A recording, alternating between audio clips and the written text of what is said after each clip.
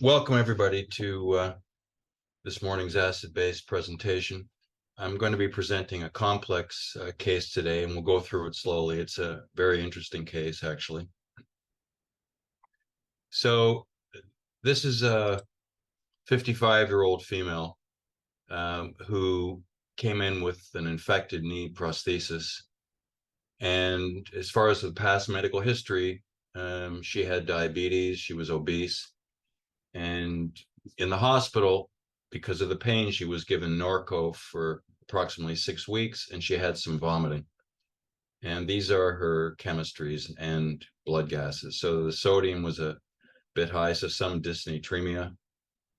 She had a total CO2 of 10. The creatinine was elevated at 2.2. Glucose, a little bit elevated. Anion gap was 33. pH 7.44, PCO2 14, and a calculated bicarbonate of 9. So the first question is, what is the acid-base diagnosis? Does anyone want to take on this case? It's complicated, but let's at least go through the sequential steps that we talked about over the last few weeks as to how to approach any acid-base disorder. Not this one necessarily. So does anyone want to take that on? I can give it a try, but I already forgot the numbers. Yes, let's go back. Okay. All right. So the pH is 7.44. So the patient has alkalosis. Okay, remember you don't start at the pH. Okay, sorry. Okay, let me try this again. Okay. The bicarb is, where's the bicarb? Oh, bicarb is 15. The total right? CO2 is 15. The bicarbonate is 9. Remember, we don't call the 15 bicarbonate. Thank you. So the total CO2 is 15. The bicarbonate is 9. So the patient has at least two. I'm sorry. The total CO2 is 10. Oh, okay. Okay. Nonetheless, we have at least a certain component of metabolic acidosis, given that that is low. Okay, so remember, every time you look at the bicarbonate or total CO2 and decide if it's low, normal, or high, there's always 3 possibilities. So if the bicarbonate is low, it isn't necessarily a metabolic acidosis. It's either a metabolic acidosis or acute or chronic respiratory alkalosis. So again, when you're approaching it, do not look at the pH. First, focus either on the total CO2 from the chemistry panel or the calculated bicarbonate. They're usually one different from each other because remember, they differ only by the 0.03 times the PCO2. That's what causes the difference between these two. This is made up of bicarbonate, carbonate, carbonic acid, and dissolved carbon dioxide, but the carbonic acid and carbonate are very low. They're micromolar. So the only difference between this and this is 0.03 times this, the PCO2. Thank you so much. So there will also be differences if it's venous and arterial. So yes, so again, this is low. So I mean, you're right. It could be a metabolic acidosis, but before getting into whether it's that, simply always just state what the 3 possibilities are if it's down, and what the 3 possibilities are if it's above normality. So again, in the down direction, it's either a metabolic acidosis or acute or chronic respiratory alkalosis. Those are the only known acid-base disorders that lower the total CO2 or bicarbonate below normal. But you could be right because you have an anion gap here. But we'll go through the steps and see that it doesn't follow any of the 3. So again, the approach we take is the so-called delta PCO2 to delta bicarbonate approach. We look at the change. We first look at what the bicarbonate is to decide what the 3 possibilities are. It's always 3 if it's a simple acid-base disorder. And then we calculate the change in PCO2 and the change in bicarbonate from normality. And again, it depends if it's a male or female because they have different population means. And then you just see which one of the 3 it fits. So we're going to now calculate the change in the PCO2 versus the change in bicarbonate for all the acid-base disorders that have a low bicarbonate. That's what you need to do for the rest of your life whenever you're assessing an acid-base disorder. Do not look at the pH. And I know it's a hard thing not to do because that's how you were trained.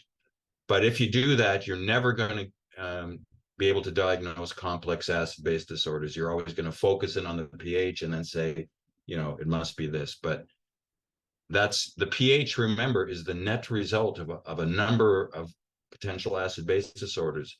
If the pH is 7.31, you could have 5 different acid-base disorders, all affecting it in different directions with different magnitudes, and you're only always looking at the net result. So looking at the pH is sort of the final result of all the different acid-base disorders that could be there, or there may be no acid-base disorder. But if you do that, you're never going to be able to dissect all the individual ones. So, and the only way to do it really is to do it this way, where you look at what the bicarbonate did, and then it still doesn't tell you what the acid-base disorder is, but it's one of 3. It's not one of all of them because only 3 of them lower it. So if it's low, and you could supplant this with the total CO2 also. You could use this, the total CO2 of 10. As I say, they're almost the same, but again, do not call this bicarbonate. It's a mistake everybody makes. You cannot measure bicarbonate. It's always calculated. What's measured is the total CO2, which represents the total, and it's a bad term because it shouldn't be called total CO2. It really should be called total carbonated species or something like that. It's the total compounds in the bicarbonate buffer system that contain the element carbon. That's what this represents. And there's 4 of them. There's bicarbonate, which contains a carbon, carbonic acid, carbonate, and dissolved carbon dioxide. And dissolved carbon dioxide is not the carbon dioxide partial pressure that's in the air that you see here. This is in millimeters of mercury. It's not a concentration in water. You have to multiply this by what's called in physical chemistry its solubility coefficient. And when you do that, you get 0.03 times this, which is, around 1/2 to 1 millimole per liter. And that's why this is 1 higher than the actual calculated bicarbonate. This always must be higher than the calculated bicarbonate.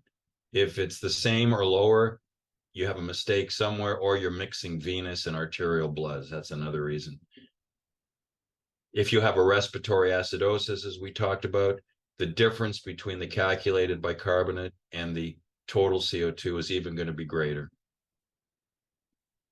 And you can be fooled in thinking that the bicarbonate's gone up, but the bicarbonate can stay the same, and this can go up because the PCO2 is higher.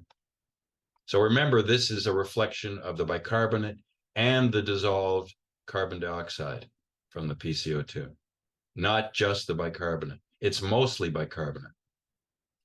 So of the 10, 9 of it's bicarbonate and 1 of it's dissolved CO2.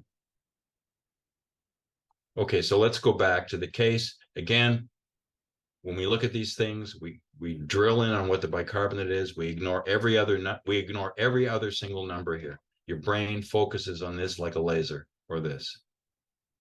And you calculate the anion gap also, since you're looking at the same numbers. Okay, so again, once we say the bicarbonate's down, we now go to thought number 2, which is to calculate the delta PCO2 over delta bicarbonate for any of the acid-base disorders that can lower the bicarbonate. And again, there's always 3. So it's either a metabolic acidosis or acute or chronic respiratory alkalosis. And we just see, first of all, what it should be for those disorders. Remember, in metabolic acidosis, the changes are roughly the same. You can use 1:1 or 1.2:1 if you want to be exact. And this represents the compensation. So for every 1 fall in the bicarbonate from the metabolic acidosis, you ventilate such that your PCO2 falls about the same amount. If that happens, and you see those numbers in your patient, if it's 10 to 12 or 10, even 10 to 10, we don't go to that granularity. If they're roughly equal is the concept. If the change of each is roughly the same, then you have a metabolic acidosis that's compensated. But bicarbonate can also fall in an acute respiratory alkalosis. But these changes from normality differ. For every one change, in this case, it's respiratory alkalosis. So for every one decrease in the PCO2, the bicarbonate falls about 0.2. So it's about 5 times as much difference, not equal like this is. And then the last is chronic respiratory alkalosis, where for every one fall in the PCO2, the bicarbonate falls from its acute fall another 0.3, so that it's roughly 2 to 1. If this fell by 10, this would fall 5. If this fell by 20, this would fall by 10. So these changes are very different, allowing you to choose which of the 3 it is. And remember, we have not looked at the pH. This is independent of looking at the pH. Just these deltas alone will tell you which of the 3 it must be. And it can only be one of these 3. There are no other acid-base disorders that lower the bicarbonate, but you can't only always think of metabolic acidosis. As a renal fellow, you always have to think immediately that if you see a low bicarbonate, there's 3 things that are doing it. If you see an elevated bicarbonate, there's 3 acid-base disorders that are doing it. So the question then becomes, let's look at our patient and see which of the 3 it is. Now, it may not be one of the 3. And if our patient has a low bicarbonate and it's not one of the 3, you know you have a mixed acid-base disorder, or what some people call a complex acid-base disorder. Remember that when we're looking at those deltas, we're saying, what does our patient have compared to normality? And these are the numbers in a male, and these are the numbers in a female. PCO2, as we've said a number of times in a female, is not 40. It's a bit lower, and the bicarbonate's lower. So our patient had 14 and 9, and the patient was a female. So that means that the change from normality for the PCO2 was 14 less than 38, which is 24. And the bicarbonate fell by 14. So our delta PCO2 is 24, and our delta bicarbonate is 14, which means that we have about 1.7 to 1. So we just said on the previous page what these must be. So right away, you know it's not one of the 3. And you know you must have a mixed disorder. Okay, because your patient has a much greater change in PCO2 relative to the change in bicarbonate. Now we know the anion gap's elevated, and that alone tells us there must be a metabolic acidosis. Without doing anything more, there must be a metabolic acidosis present here. But what else must be going on?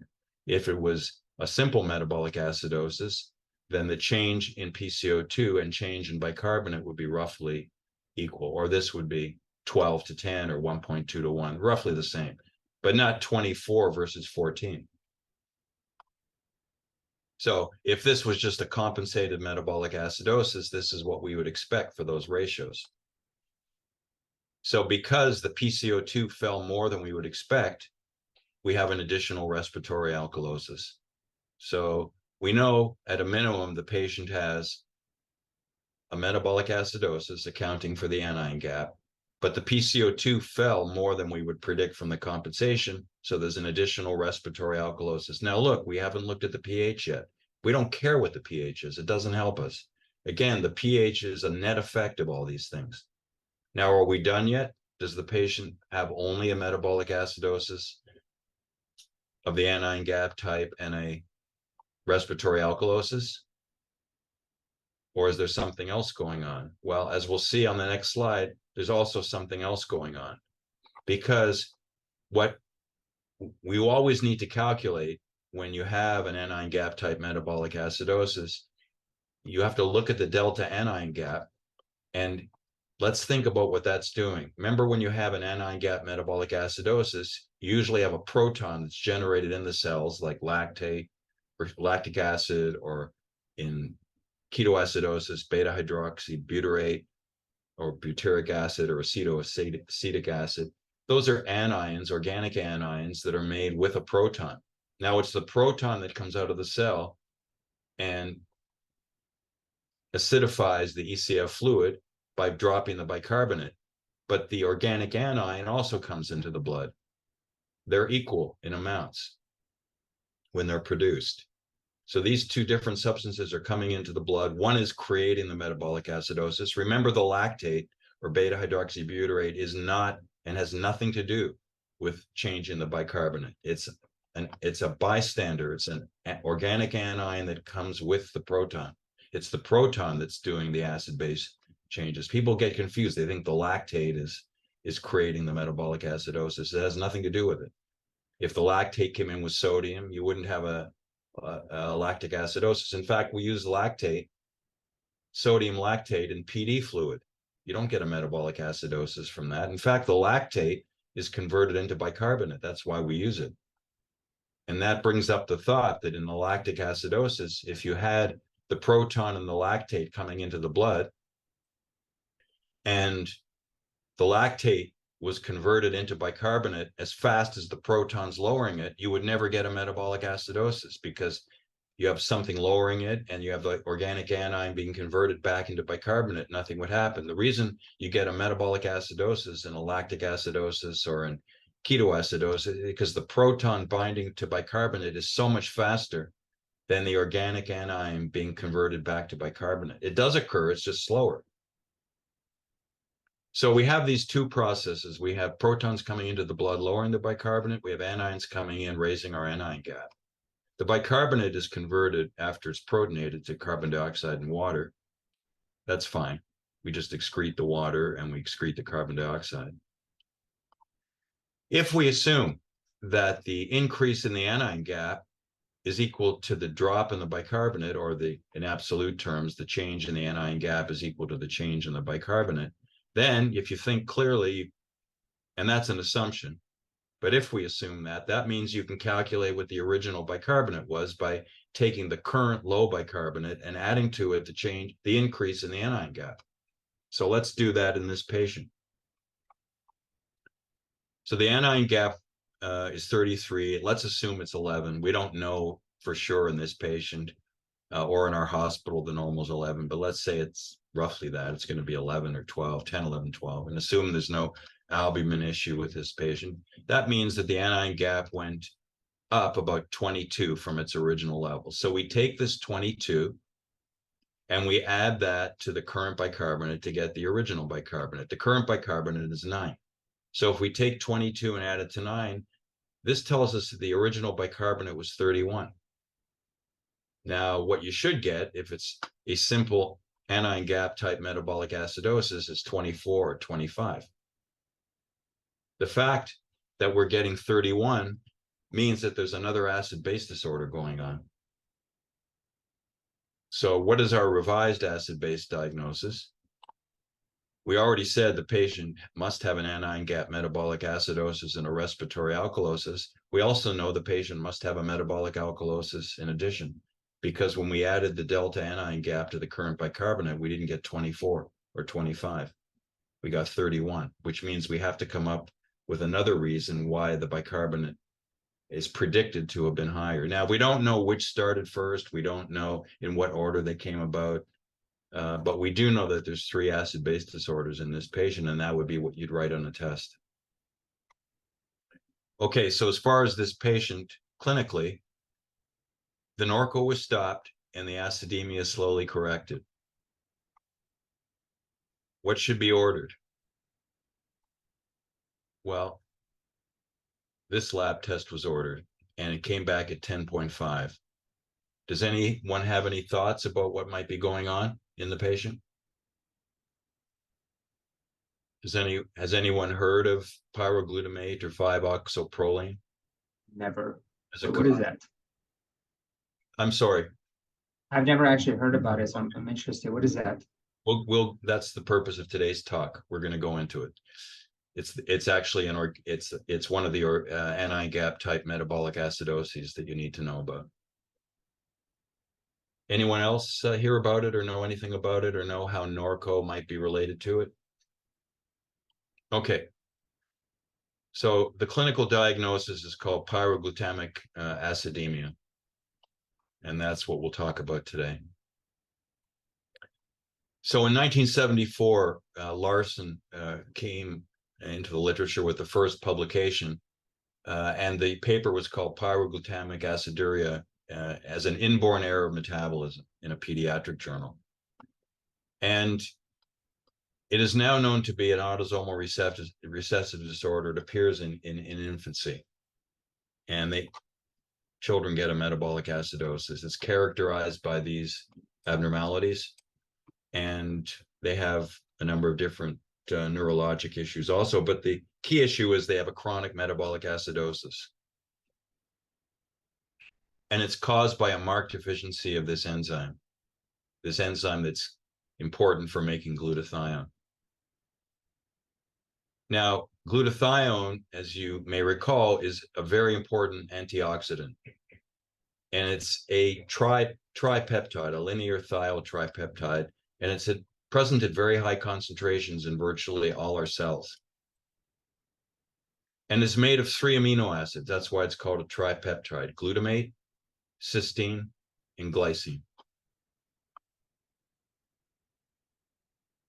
Now, a little later on in 1989, Creer first reported a case of an anion gap metabolic acidosis that was called pyroglutamic acidemia in an adult. And this is unusual because what we've been talking about so far is an inborn error of metabolism. It's there from birth. It doesn't appear at an older age. And as usual, they ruled out all the normal organic acidoses: ketoacidosis, lactic acidosis, methanol ingestion, salicylates, ethylene glycol, all the typical things we think about. They were all ruled out. But the patient had a very high level of pyroglutamate. It's also called 5-oxoproline. This is a bit confusing, but it has 2 names. And again, it's not the pyroglutamate that causes the metabolic acidosis. It's pyroglutamic acid, so it's produced with a proton. This is the organic anion, like lactate, same type of thinking. This itself doesn't cause the metabolic acidosis. This is what raises the anion gap. So it was hypothesized that the patient had an acquired form of pyroglutamic acidemia, unlike the inborn error of metabolism. Now, a urine drug screen was positive for acetaminophen. And the patient's biochemical abnormalities gradually resolved with IV fluids, sodium bicarbonate, and the key was stopping the acetaminophen.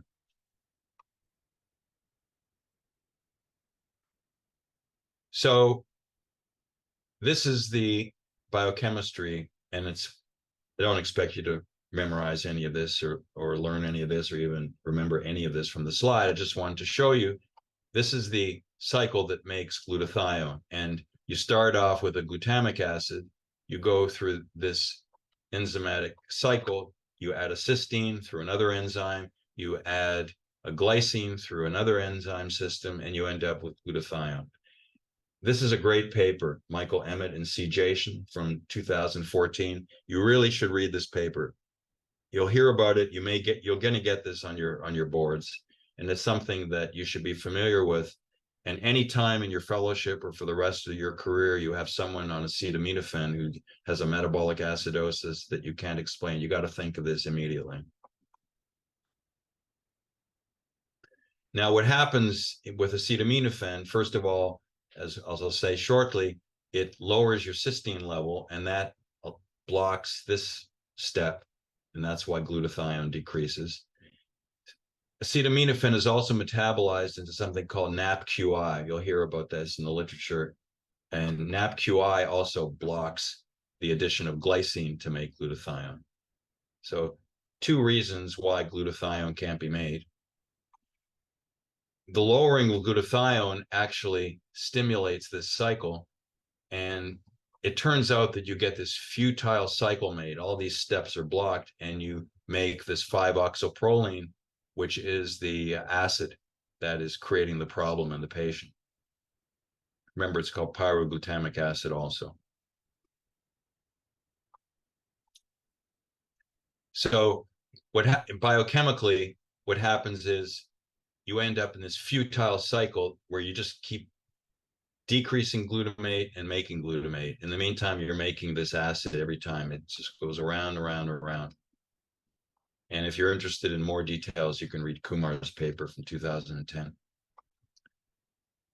So one of the problems, as I mentioned, is you block the cysteine addition. So remember, glutamate plus cysteine plus glycine in that order makes glutathione. And the cysteine addition is blocked, first of all, because acetaminophen binds to a number of compounds, including cysteine, and you end up with cysteine lowering in the blood. It comes out in the urine bound to acetaminophen. So you end up being able to make gamma-glutamyl cysteine in that reaction. It also binds to glutathione, lowers it, and then you end up making more of that gamma-glutamyl phosphate in that first reaction. That helps drive the cycle. And also you make this NAPQI, which also decreases glutathione levels. So there's a number of steps here where acetaminophen is interfering with that leads to the net production of pyroglutamate. Now, with decreased glutathione, NAPQI binds to various molecules, and that's part of the toxicity. It's not the acetaminophen per se, it's the NAPQI metabolite that is avidly binds to a number of molecules, for example, causing toxicity in the liver. It does other things too. The true frequency is unknown. It's often unrecognized because a lot of, most nephrologists don't even know about this and are not aware of it. But you should be. And it comes from long-term acetaminophen use. You don't get it after, a couple of doses. It's for people that are on it chronically or have chronic pain. It's been replicated in a murine rodent model where they've put acetaminophen in their drinking water.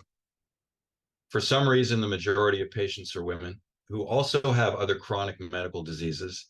The role of these chronic medical diseases to induce what we find is not totally understood.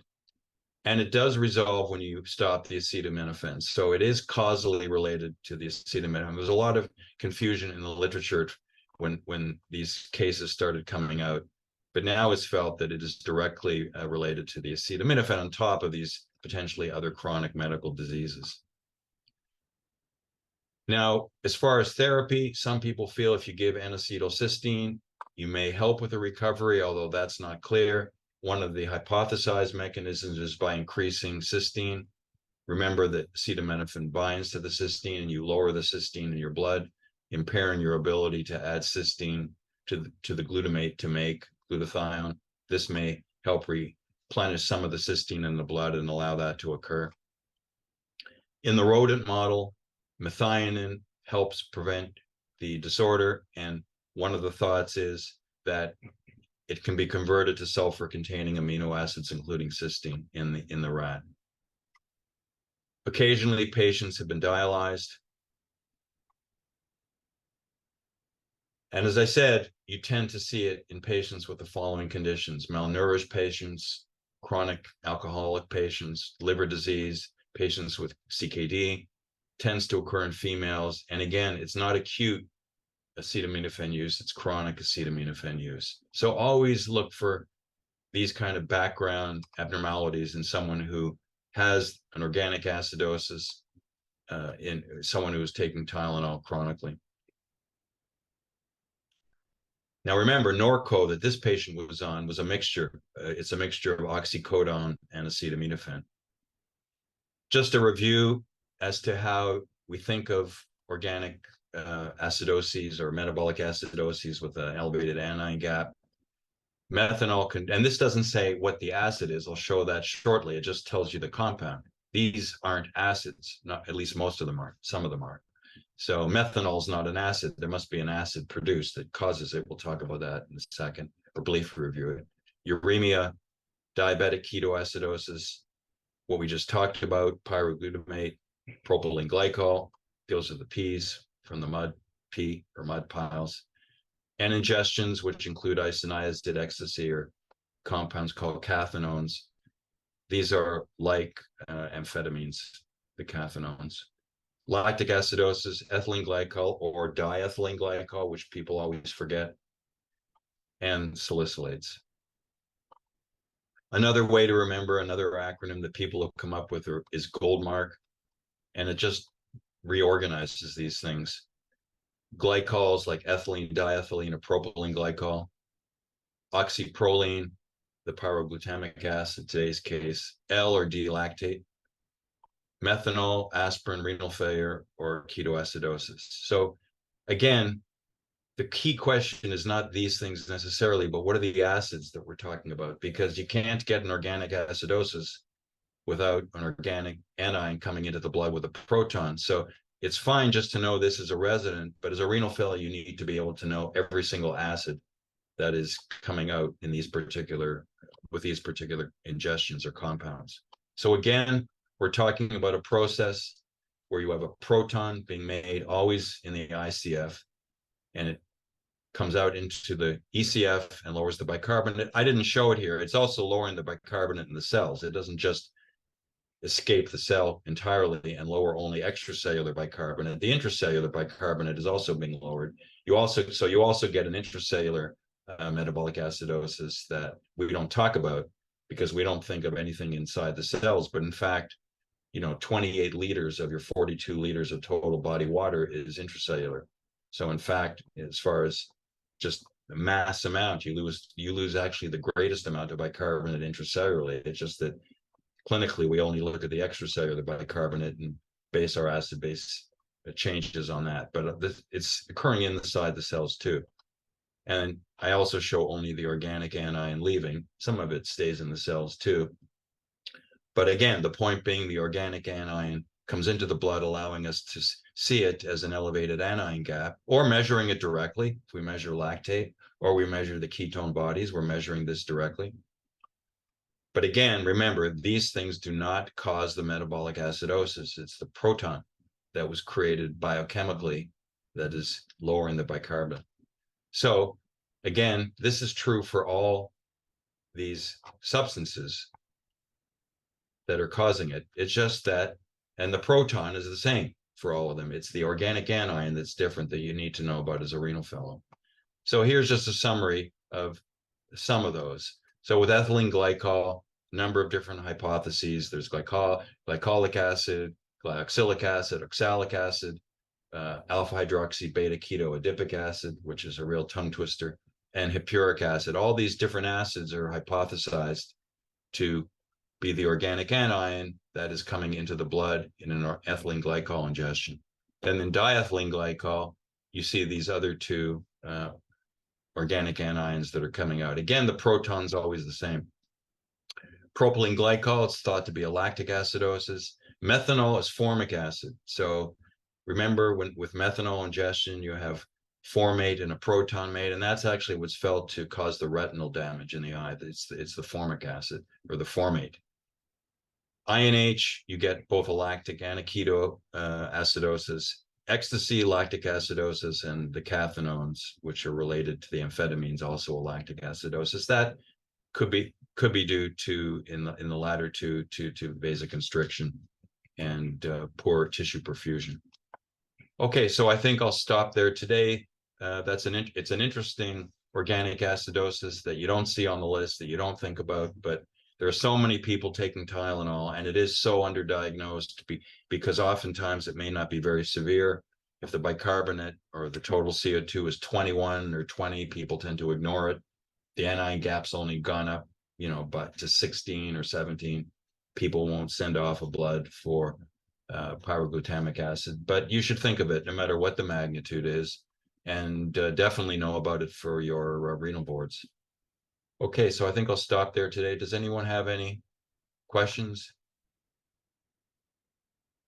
Okay, everybody, thanks for joining and have a fantastic day and weekend. We'll see you. Thank you. Have a good weekend. Bye, everyone.